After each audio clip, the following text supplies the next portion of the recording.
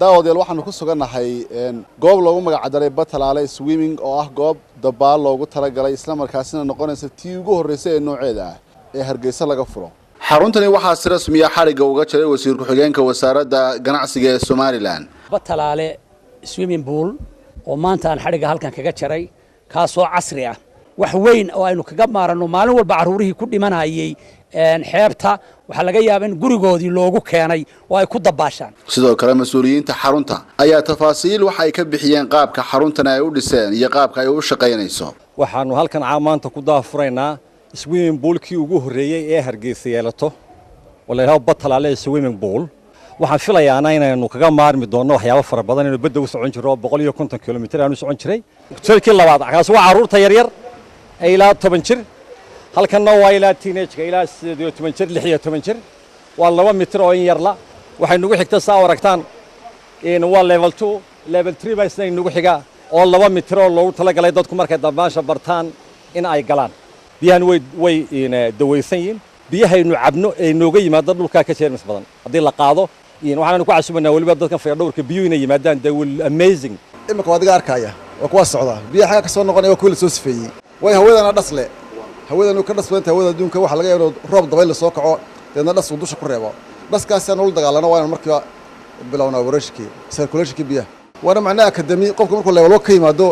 level 2 ga loo soo gudbinayaan la iska soo gudbin maayo imtixaan baa laga qaadaya markaas loo gudbinaya level 3 ga deedna qofku wuxuu noqonayaa marka swimmer dabaalihan ha xilligan idinku dhiirigeliyay inaan Hargeysa aad ka furtaan adeega noocan oo kale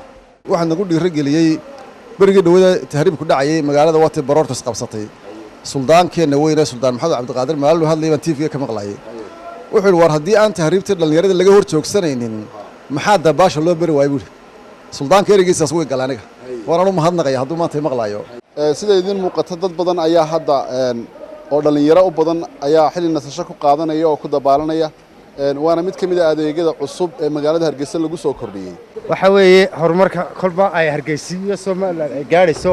step by step aynu socono waxaanay u sahlaysaa kuwii dabaasha aan aqoon oo ay baduliqaysay because iyagoo aan dabaasha aqoon bay tagayeen halkan waxay noqonaysaa halkii ay dabaasha ku sii baranayeen marka hore waa tii lahaa badweyn lama galo adigoon dabaal baran runtii waxaan u arkaa faa'iido weyn oo laga raysanayo kale taraag dheeraa iyo qofkii oon dabaashi garanaynin oo ay baddu liqi jirtay berbera mas'uuliyiinta xaruntan waxay sheegeen in aanay xaruntani u taagnayn oo kaliya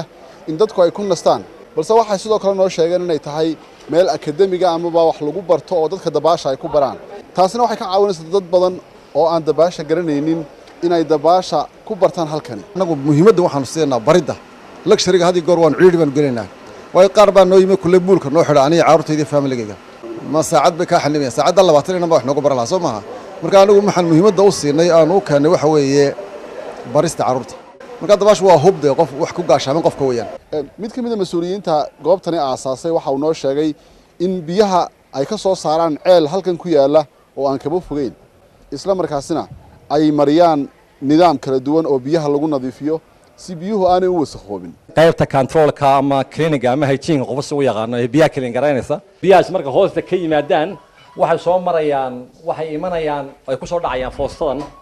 waxa ku jira sand ama ciid clean garanaysa wixii ah ilma qabataya ama microscopic waxa ay marayaan kala gorobaan systemka in case ba hadii ay dhacdo biyahan ka waswisnaa ama ka shakino ama aanu caafimaad darro ka dareeno waxaan awood u leenahay inaan ku bedelno 12 saac gabadooda marka wax laga warwaro xagga sanitariga total ma yaalaan dhanka kale mas'uuliyiinta xaruntan ayaa telefishinka Home Cable waxay u sheegeen in dadka deegaankana ay uga faa'iideeyaan biyaha ceelkani isla markaasina ay kumanaan xoolaha ka waraabiyeen xilliga abaaraha baan ay taagnaayeen ceelka waxaanu ka waraabinaa xoolaha nool ee deegaanka iyo qaar nooga yimid meel fog labadaba ka waraabinaa waxaan ku qiyaas karaa jiilalkii dhaweyd maalinta qaar maalmaha qaar 3,000 oo neef ba ka baxay waana free wax lacag aan ka qaadnaa ma jirto bilaash baan ku waraabinaa habeenkiina habar duwaagaan waraabinaa marka waxaan walaal kulay hantina waxaanu leenahay neefka xoolaha iyo dhulka aynu deganahay Cabdishakuur Day Maxamed Home Cable TV Hargeysa.